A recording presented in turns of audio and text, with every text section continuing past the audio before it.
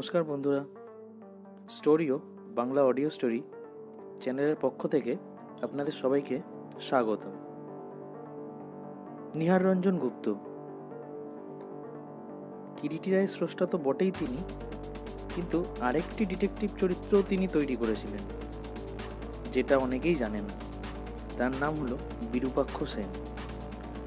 আজ আপনাদের জন্য আমাদের নিবেদন নিহার রঞ্জন গুপ্তের হীরের আংটি চুরি।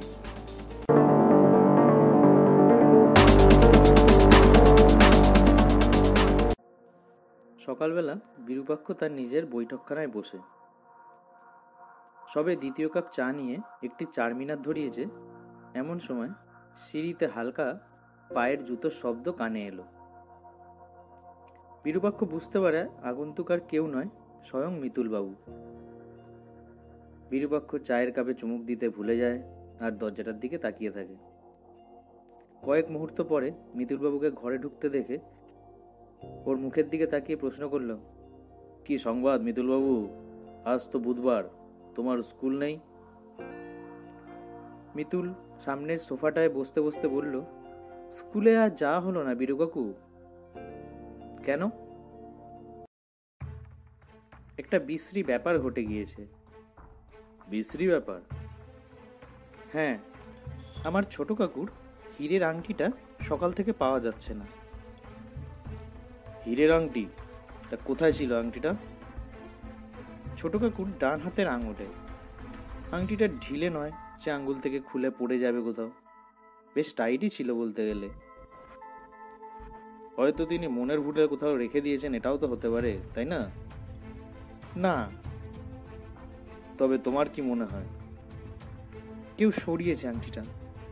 বাড়িতে একটা নতুন চাকর এসেছে, মনে হচ্ছে তারই কাজ। আমি হলফ করে বলতে পারি এ ঠিক কেষ্টার কাজ। কতদিন আছে চাকরটা তোমাদের বাড়িতে? মাস ছয়েক হবে। এর আগে কখনো কিছু হারিয়েছে ও আসার পর? না। তাছাড়া ও কিছু কুড়িয়ে পেলে তখনই দিয়ে দেয়। একবার আমার 100 টাকা ঝাড় দেওয়ার সময় সে কুড়িয়ে পায়, তারপরেই মাকে ফেরত দিয়েছিল টাকাটা। আর একবার দিদিভাইয়ের কানের সোনার দুল বাথরুমে কুড়িয়ে পেয়ে টাকাটা ফিরিয়ে দিয়েছে। তাই বাড়ির সকলের ধারণা ও আংটিটা চুরিই করেনি। কেসটাও কাঁদছে আর বলছে সে চুরি করেনি। বাড়ি ঘর তো সব নিশ্চয়ই ভালো করে খোঁজা হয়েছে? অন্তত বার চারেক। ছোট কাকু আমাকে কি বলছে জানো? কি? আমি যদি আংটিটা খুঁজে বার করে দিতে পারি তো সে মেনে নেবে আমি কিছু কিছু গোয়েন্দাগিরিও করতে পারি। তাই তো, তাহলে তো দেখছি আংটিটার একটা ফয়সালা করতেই হয়, আর এটা তোমাকেই করতে হবে মিতুলবাবু। তা তোমার কি ধারণা এটা কেষ্টারই কাজ? হ্যাঁ। কেন বলো তো? তুমি শুনলে হাসবে না তো? না না, বলো কি বলতে চাও। ছোট কাকু ভীষণ ভীতু, ভূতের ভয়ও তার খুব। তাই সে একা শুতে পারে না তিনতলার ঘরে। মা তাই কেষ্টাকে ছোট কাকুর কাছে শুতে বলেছিল। কেষ্টাও এখানে আসা অবধি তাই শোয়। তাছাড়া ছোট কাকুর সব কাজ ওই কেষ্টাই করে। কেষ্টা না হলে তার এক দণ্ড চলে না। কেষ্টা ছোট কাকুর কাছে থাকে, রাত্রে ওই ঘরেই শোয়। হয়তো কাল রাত্রে কোনো সময় কায়দা করে ছোট কাকুর আঙুল থেকে আংটিটা খুলে সরিয়ে নিয়েছে। কিন্তু তুমি তো বলছো আংটিটা তোমার কাকুর আঙুলে বেশ টাইট করেই বসে গিয়েছিল। হ্যাঁ। তবে খোলার সময় জানতে পারলো না? তবে একটা ব্যাপারও হতে পারে। কি ব্যাপার? তোমার কাকুর বিছানার চাদর আর বালিশের ওয়ারগুলো ভালো করে দেখো তো, কোনো কিছু দাগ টাগ আছে কিনা। কিসের দাগ? দেখোই না কোনো কিছুর দাগ আছে কিনা। আর একটা কাজ তোমাকে করতে হবে। কেষ্টার বিছানাপত্র সুটকেস দেখতে হবে তো? তাও দেখা হয়ে গিয়েছে, তাকে ভালো করে সার্চও করা হয়েছে। ভালো কথা। তোমার কাকুর হাতে কাল রাত্রে আংটিটা ছিল কিনা কেউ দেখেছে? মা দেখেছে। রাত্রে টেবিলে বসে খাওয়ার সময়ও আঙুলে ছিল আংটিটা। দিদি ভাইও দেখেছে, ছিল।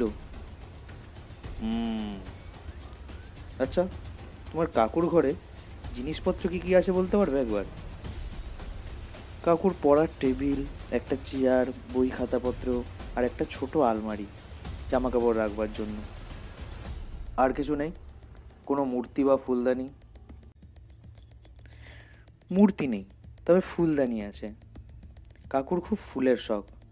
রোজ রাত্রে বাজার থেকে টাটকা ফুল নিয়ে আসে, জানো তো। সারা রাত্রি থাকে ফুলগুলো, আর পরের দিন সকালে সেই ফুলগুলো ফেলে দেওয়া হয়। কাকুই ফুলদানির ফুল প্রত্যেক দিন বদলে ফেলে। তাহলে কালকের ফুলগুলো এখনো আছে? আছে। ঠিক আছে। আর একটা কথা কি তুমি বলতে পারবে, কেসটা আজ সকালে বাড়ির বাইরে গিয়েছিল কিনা? না, ভোরবেলা উঠে কাকু তার আঙুলে আংটি না দেখে চেঁচামেচি শুরু করে। কেসটা তখন ওই ঘরের মেঝেতে ঘুমিয়ে নাক ডাকছিল। তাহলে বাড়ির বাইরে যায়নি এখনো অবধি? না।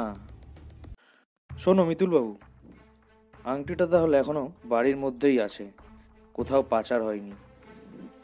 কিন্তু যাও, ভালো করে ওই ঘরে গিয়ে খুঁজে দেখো, না পেলে আমাকে জানিও। আর কেসটাকে বাড়ির বাইরে একদম বেরোতে দেবে না এর মধ্যে। মিতুলবাবু ঘন্টা দুয়েকের মধ্যেই ফিরে এলো, তার মুখে হাসি। কি খবর মিতুলবাবু? বিরূপাক্ষ জিজ্ঞেস করে। শুভ সংবাদ নিশ্চয়ই। হ্যাঁ, আংটি পাওয়া গিয়েছে, তবে আমার ধারণাই ঠিক, এ কেসটারই কাজ। কেসটা স্বীকার করেছে সবকিছু?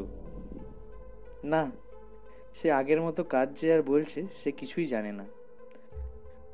বিরূপাক্ষ মৃদু হেসে বললে, তা কি করে কোথায় পেলে এবার বলো শুনি পুরোটা।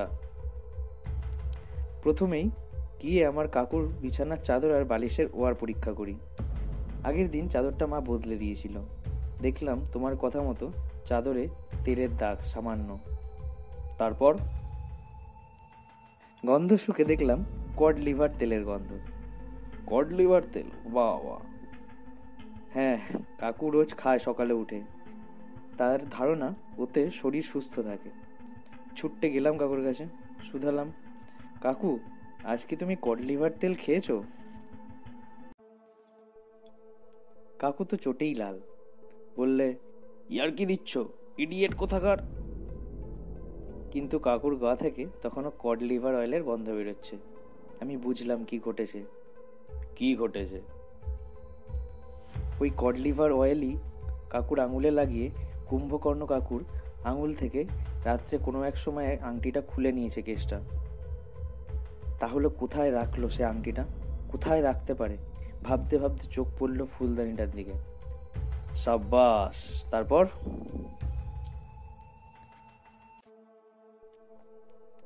শেষ পর্যন্ত ফুলদানিটার মধ্যেই আংটিটা পাওয়া গেল। ভাগ্যিস তুমি কাকুর ঘরের জিনিসপত্রের মধ্যে কি কি আছে আমাকে তখন জিজ্ঞেস করেছিলে। কিন্তু তোমার কাছে আসার আগে কথাগুলো আমার মনে হলো না কেন?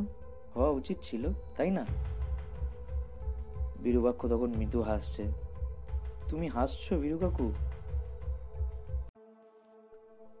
পাশের ঘরেই শিশির বসেছিল। সে বললে, দুঃখ করো না মিতুল বাবু, এই বয়সেই যা বুদ্ধির পরিচয় দাও, বড় হলে তুমি বিরূপাক্ষ সেনকে তো কুপঘাত করবেই। কিরিটি রায় বেঁচে থাকলে তাকেও টপকে যাবে তখন। বিরূপাক্ষ বলল, তা কেসটার কি ব্যবস্থা করলে মিতুল বাবু? হাতে নাতে ধরতে তো পারিনি, শুধু অনুমান। তা ঠিক, তাছাড়া বেচারা কেসটার বয়সই বা কি, 14-15 বছর তো মাত্র। কিছুটা লোভে পড়েই অপকর্মটা করে ফেলেছিল বোধহয়। মা কিন্তু বলছে ওকে আর চাকরিতে রাখবে না। জানেন, আমার হাতে পায়ে ধরে কান্নাকাটি করছিল একটু আগে।